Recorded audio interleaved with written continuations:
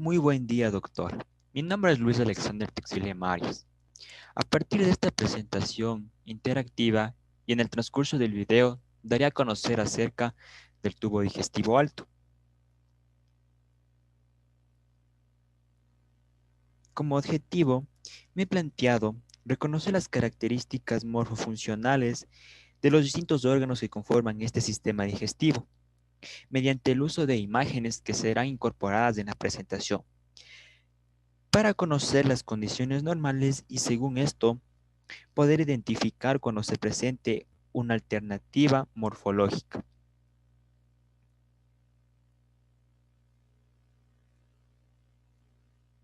Como los puntos que trataré están la cavidad bucal, la faringe, el esófago, el estómago y el duodeno, que corresponden al tubo digestivo alto.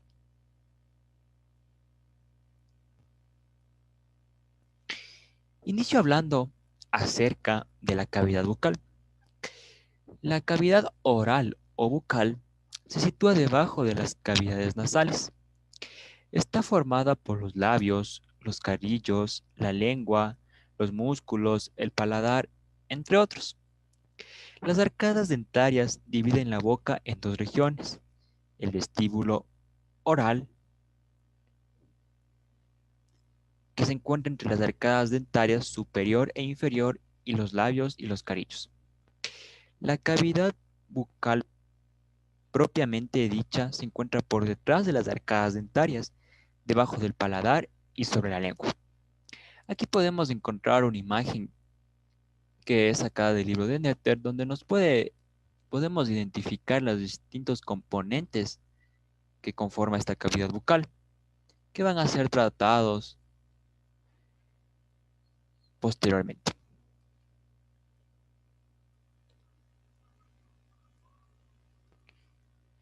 Continuamos con los labios, que son pliegues carnosos que rodean la abertura de la boca.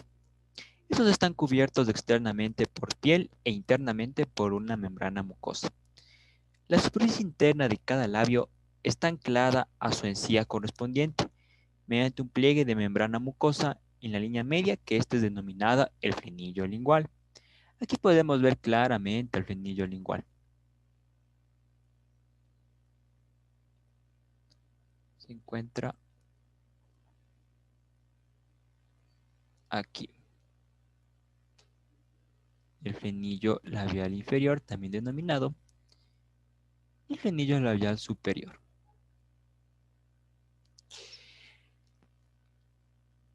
Después tenemos a los carrillos.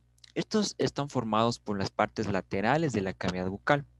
Cada carrillo consiste en una estructura muscular, la cual está constituida en su mayor parte por el músculo bucinador, como ya sabemos, recubierta externamente por piel y revestida en su cara interior por la mucosa. Aquí tenemos el carrillo en su cara interna y su cara externa.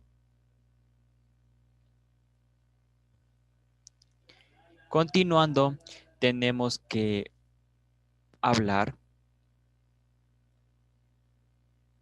acerca del paladar. El paladar constituye el techo abovedado de la boca y separa la cavidad bucal de las cavidades nasales y de la nasofaringe. La parte de la faringe, que se encuentra situada sobre el paladar blando, constituye de una parte anterior más grande, que es el paladar duro, que se encuentra formado por el maxilar y los huesos palatinos, y una parte posterior móvil, que es el paladar blando, que es una estructura en forma de arco constituida por músculos, como es el elevador del blando del paladar, el tensor del velo del paladar, el palatogloso, la palatofaringeo y el músculo de la úvula. Estos se insertan en el borde posterior al paladar duro. El borde posterior del paladar duro es libre y suspendido de su porción central. Se encuentra en un proceso muscular, que es la úvula. Tanto el paladar duro como el paladar blando están revestidos por una membrana mucosa. También debemos hablar acerca de su vascularización e inervación. Está irrigado por ramas de la arteria facial y maxilar, que estos a su vez son ramas colaterales de la arteria carótida externa. Las venas del paladar son afluentes del plexo venoso pterigoideo. La inervación sensitiva del paladar procede de las ramas del ganglio pterigopalatino, que es del nervio palatino mayor, nasopalatino y palatinos menores. La inervación motora, que es el paladar blando, procede del plexo nervioso faríngeo, el cual se encuentra formado por ramas del vago y el accesorio, excepto en el músculo tensor del velo del paladar, que es inervado por el trigémino. Continuando, tenemos a la lengua. La lengua es un órgano muscular que interviene en la masticación, en el gusto, en la deglución, en la articulación del habla e incluso en la limpieza bucal. Consta de una raíz, un cuerpo, un vértice, una superficie dorsal o cara superior y su cara inferior. En esta imagen podemos ver claramente cómo se encuentra constituida la lengua y las distintas porciones que acabé de mencionar. Cuerpo y lápiz. En la superficie dorsal se dispone el surco terminal, que es un surco en forma de V, cuyo vértice se dirige hacia atrás. Aquí lo podemos encontrar, el surco terminal, justamente aquí. Señala también el agujero ciego, que es una pequeña fosita carente de fusión. El surco terminal separa la raíz del cuerpo de la lengua. La raíz comprende el tercio posterior de la lengua y se ubica en la orofaringe. Es relativamente fija y se inserta en el hueso hioides y en la mandíbula. El cuerpo conforma los 2/3 anteriores de la lengua y se ocupa en la cavidad oral. La porción anterior y puntiaguda del cuerpo constituye el vértice de la lengua. La cara inferior de la lengua presenta en su línea media el frenillo lingual, un pliegue que ancla la lengua en el suelo de la boca. Entonces aquí en la imagen nos puede indicar las distintas formas que se presentan. Continuando tenemos a las papilas linguales.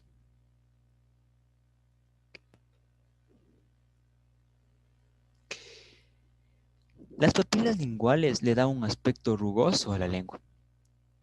Tenemos a las papilas circunvaladas, que son grandes y aplanadas, y estas se disponen inmediatamente anteriores al surco terminal. Las papilas foliasas, que son pequeños pliegues laterales y se caracterizan por estar muy poco desarrollados. Las papilas filiformes son proyecciones cónicas, largas y numerosas, que se encuentran distribuidos en filas paralelas. Su abundancia disminuye en las porciones del vértice. También tenemos a las papilas fungiformes con forma de seta. Estas se disponen entre las papilas filiformes y son más abundantes en el vértice y en los lados de la lengua. Igualmente aquí podemos encontrar las papilas foliadas, las papilas foliadas, las papilas caliciformes, las papilas fungiformes, las papilas filiformes, podemos ver su surco, podemos ver la raíz de la lengua, también encontramos papilas cónicas, el vértice de la lengua y el dorso de la lengua que ya fue explicado anteriormente. También es importante mencionar su vascularización e inervación. La vascularización arterial de la lengua procede de la arteria lingual, que es la rama de la arteria carótida externa. La vascularización venosa ocurre a través de las venas linguales dorsales y profundas, que drenan a la vena yugular interna.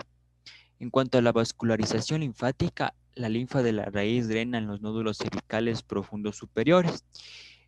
El cuerpo drena en los nódulos cervicales profundos inferiores y en los nódulos submandibulares. El vértice drena en los nódulos submentonianos. Entonces, en general, la musculatura de la lengua se encuentra inervada por el nervio hipogloso. La inervación sensitiva de la mucosa del músculo de la lengua corresponde principalmente al nervio lingual y la raíz de la lengua en el nervio glosofaríngeo. Para continuar, voy a borrar esto. Listo. Entonces, pasamos a los dientes. Estos son aquellos órganos de la masticación que están implantados en los alvéolos dentarios del maxilar y la mandíbula. En el anillo se disponen 20 dientes, perdón, en el niño se disponen 20 dientes que son temporales. 8 son incitivos, 4 son caninos, 8 son molares. Mientras que en el adulto este número se eleva a 32 dientes, que estos ya van a ser permanentes. Son 8 sensitivos, 4 caninos, 4 premolares, 8 molares y 4 molares del juicio, que son denominados comúnmente así. Cada diente consta de 3 partes, como podemos ver aquí en la imagen. Consta de una corona, consta de un cuello, consta de una raíz, y cada uno tiene sus especificidades. Entonces, la corona es la parte del diente que se encuentra recubierto de esmalte y está expuesta a la cavidad oral. El cuerpo es la parte más estrecha entre la corona y la raíz, la cual se encuentra rodeado por las encías. La raíz, que es la parte del diente recubierta de cemento y que se encaja en el alvéolo dentario. La unión de la raíz con el alvéolo dentario está mediada por un tejido conjuntivo fibroso denso, que es el ligamento periodontal. Y este forma la articulación de tipo gónfosis que ya conocemos. También es importante mencionar su vascularización e inervación. Entonces, las arterias alveolares, las ramas de la arteria maxilar, irrigan los dientes inferiores y superiores, que se encuentran acompañados de las venas homónimas. Los labios linfáticos de dientes y encías drenan los nódulos linfáticos submandibulares. Los dientes reciben la inervación del trigémino a través de los nervios alveolares. Entonces, aquí están sus respectivas partes. Y también se encuentra aquí el esmalte, la dentina, la cavidad pulpar, que está vascularizada, y el canal de la raíz. Continuando, tenemos a sus glándulas salivales. Estas se clasifican según su tamaño en 2 categorías: las glándulas salivales menores y las mayores. Todas ellas vierten su secreción hacia la saliva en la cavidad bucal. Las glándulas salivales menores están repartidas en la mucosa de la cavidad oral y comprenden las glándulas labiales, bucales, linguales, molares y palatinas.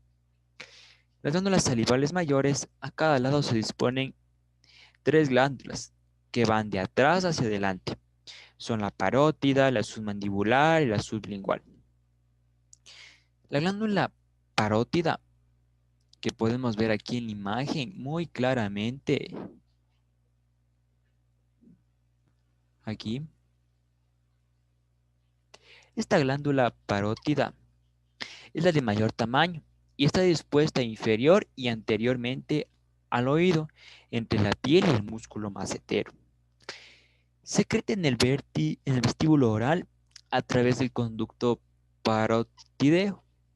La glándula submandibular está situada en la parte posterior del suelo de la boca, por debajo de la lengua, y desemboca en la cavidad oral propiamente dicha a través del conducto submandibular al lado del frenillo de la lengua. La glándula sublingual se dispone en el suelo de la boca, superiormente a la glándula submandibular. En realidad, la glándula salival es una agrupación de glándulas y que posee tanto conductos excretores como pequeñas glándulas. Estos conductos sublinguales se abren en la cavidad oral. Aquí podemos ver todas las partes que conforman la parte lateral de la cavidad bucal, sus glándulas salivales, su musculatura, su inervación. Pero debemos tomar en referencia a las glándulas que fueron mencionadas. Continuando, ya, continuando, tenemos a la faringe. La faringe es la parte del tubo digestivo que se encuentra situado detrás de la cavidad bucal y nasal y que se extiende desde el esófago. Esta faringe es un órgano fácilmente accesible a la exploración médica y se puede observar directamente o con ayuda de algún dispositivo como espejo. Por medio de la investigación que realicé, puedo mencionar que es como una puerta de entrada de frecuentes procesos infecciosos, en donde el médico tendrá que conocer bien su anatomía para poder apreciar la localización, sus características y la intensidad de sus afecciones. Por lo tanto, concluyo que la faringe es un órgano sumamente importante en la práctica médica. La faringe se sitúa desde la base del cráneo hasta la altura de la sexta vértebra cervical o en el borde inferior del cricoides, donde se continúa con el esófago. Se dispone por delante de la columna cervical, de la que está separada por la musculatura prevertebral y por detrás de las cavidades nasal, bucal y laringe con la que se comunica ampliamente. Debido a la amplia comunicación que presenta con otras cavidades, en realidad la faringe debe concebirse no como un tubo, sino como un conducto abierto hacia adelante según la lectura del libro base. La faringe se divide en tres porciones: la nasofaringe, la orofaringe y la laringofaringe. La nasofaringe se encuentra situada detrás de la nariz y encima del paladar blando. Solo cumple la función respiratoria. La podemos encontrar aquí. Precisamente, justamente aquí. La orofaringe está dispuesta detrás de la boca. Se extiende desde el paladar blando hasta el borde superior de la epiglottis. Entre los arcos palatínicos se disponen dos masas de tejido linfoide, que son las amígdalas palatínicas. Aquí podemos encontrar la orofaringe. La laringofaringe se encuentra localizada detrás de la laringe y se extiende desde el borde superior de la epiglottis hasta el esófago. Debemos tomar en cuenta que esta denominación eh, es sencilla porque nasofaringe es de acuerdo su nombre porque es proveniente de la cavidad nasal, la orofaringe porque es proveniente de la cavidad oral y la laringofaringe porque es proveniente de la laringe. Borrando esto,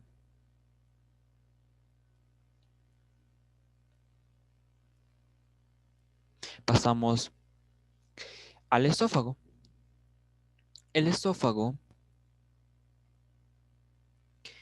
consiste en un tubo muscular largo que comunica la faringe con el estómago.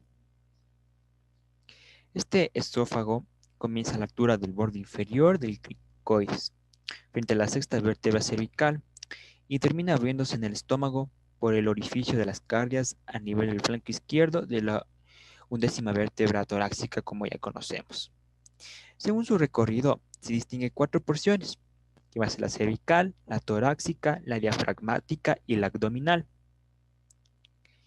La porción cervical se extiende desde su origen hasta el orificio superior del tórax y ocupa el espacio visceral del cuello, donde se dispone inmediatamente por detrás de la tráquea, a la que se adhiere mediante la vaina visceral que los envuelve.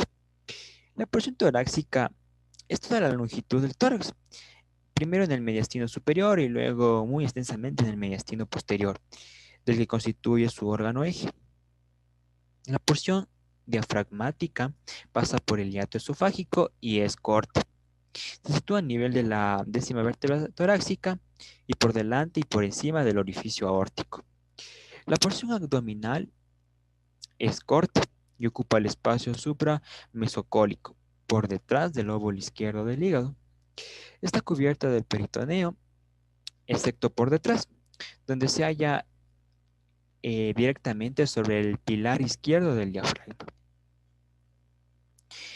Debemos mencionar también a sus respectivos esfínteres. Estos esfínteres son tres esfínteres que debemos tomar en cuenta: el esfínter esofágico superior, el esfínter esofágico inferior o también denominado gastroesofágico. El esfínter esofágico superior se encuentra en la entrada del esófago, en la unión del músculo cricofaringio con la musculatura esofágica. La contracción de la musculatura mantiene cerrada la luz esofágica y la contracción de este esfínter evita principalmente el paso del aire inspirado. Se abre durante la deglución por relajación de la musculatura y esto a su vez el bolo alimenticio se introduce y se cierra para evitar una posible refugio de la faringe. El esfínter esofágico inferior puede definirse como un complejo morfofuncional que ocupa las porciones diafragmáticas y abdominal del esófago y que mantiene cerrado el extremo inferior del mismo. Evita tanto el reflujo como el contenido gástrico. Esto es según el libro complementario de Rupier. Continuando, podemos antes ver en la imagen su esfínter esofágico superior como inferior.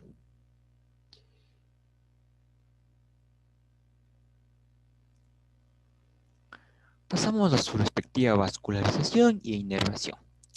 Entonces, aquí se destaca la arteria amigdalina, que es la rama de la arteria facial y de la vena palatina externa, que drena el plexo venoso de la faringe.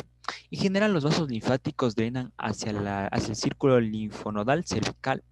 La inervación motora es proveniente del plexo nervioso de la faringe, que en general interviene en los nervios accesorios vago, glosofaringeo y trigémino. La inervación sensitiva procede en gran medida del glosofaringeo, aunque también intervienen en los nervios trigémino y vago. En esta imagen es súpermente explicativa todos los nervios, arterias y venas que podemos encontrar aquí.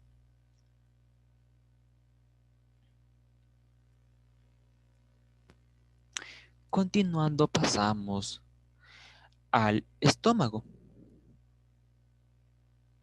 El estómago consiste en un tubo, no, consiste en un tubo, pertenece al tubo digestivo. Este se dispone bajo el diafragma y a nivel del hipocondrio izquierdo.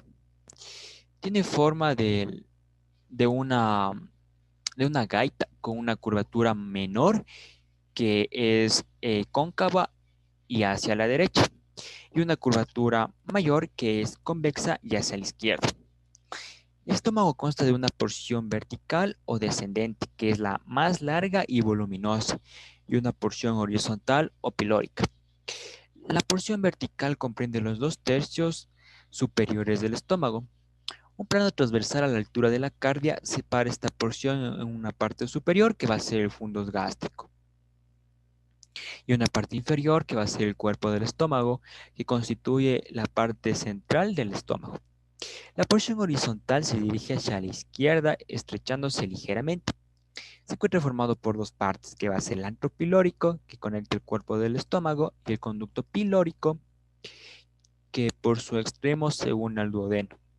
Esta unión corresponde al surco anular que se aprecia en la superficie externa, denominado surco duodenopilórico. El estómago se encuentra a continuación del esófago, con el que se continúa a través de las cardias, y también se continúa con el duodeno por el orificio denominado píloro. Estas aberturas están controladas respectivamente por el esfínter cardial y el esfínter pilórico. Cada uno de ellos está constituido por el músculo esfinteriano, que está formado por fibras circulares que cuando se contrae se cierra el orificio. Estas imágenes, la primera es de Netter, donde indica todas las partes que fueron mencionadas, pero para una mayor comprensión está un esquema en donde podemos ver el fondo, donde podemos ver aquí el fondo, el cuerpo, su porción pilórica, cuando está constituida por el antro pilórico, el conducto pilórico y las cardias. Se puede ver en distintos colores. Entonces, continuando, pasamos a su vascularización e inervación. El estómago está abundantemente vascularizado por las arterias gástricas, que son la arteria gástrica izquierda, la arteria gástrica derecha, el gastromental derecho, gastromental izquierdo y las arterias gástricas cortas. Estas son procedentes del tronco celíaco. Las venas gástricas adoptan la disposición de las arterias. Las venas gástricas derechas e izquierdas se desembocan en la vena porta, la vena gastromental izquierda y las venas gástricas cortas que drenan a la vena esplénica. Y la vena gastromental derecha desemboca en la vena mesentérica superior. A lo largo de las curvaturas mayor y menor del estómago se disponen los vasos linfáticos gástricos que recogen la linfa en la cara anterior y posterior del estómago. En su recorrido se disponen los nódulos linfáticos gástricos y gastromentales. Y finalmente, la linfa también se dirige a través de estos vasos deferentes hasta los nódulos linfáticos celíacos.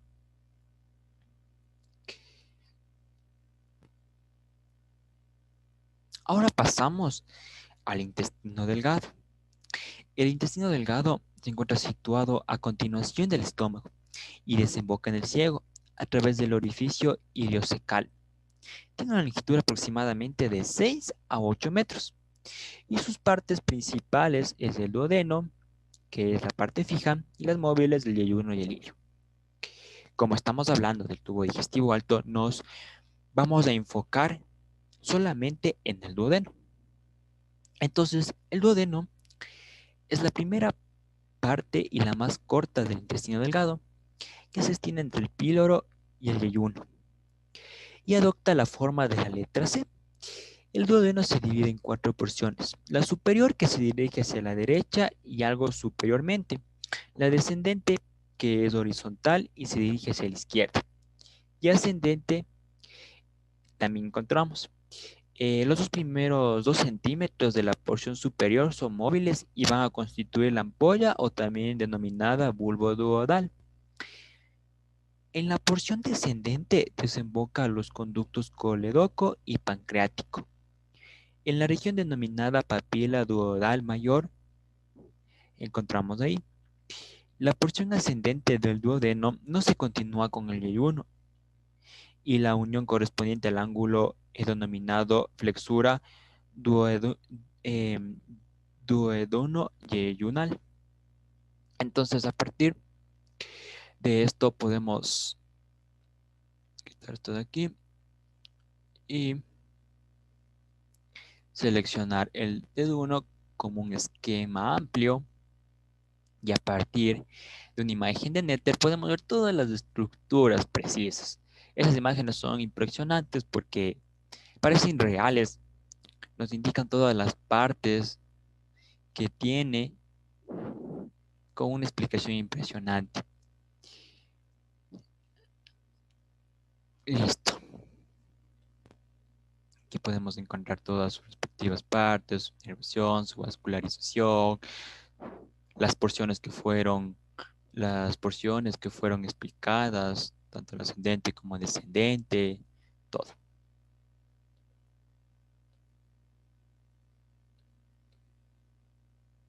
Debo mencionar que esta explicación fue tomada en cuenta el libro básico, que es el libro de García Porrer, además de un libro complementario que me parece sumamente bueno e incluso mejor que el libro base que tenemos, que es el Rubier. Y también el Atlas de Net, muy bien explicado este libro para las imágenes. Al haber nombrado todo esto, no me queda más que decir muchas gracias por la atención, doctora, y espero que haya sido de su agrado todas estas explicaciones por mi parte. Muchas gracias.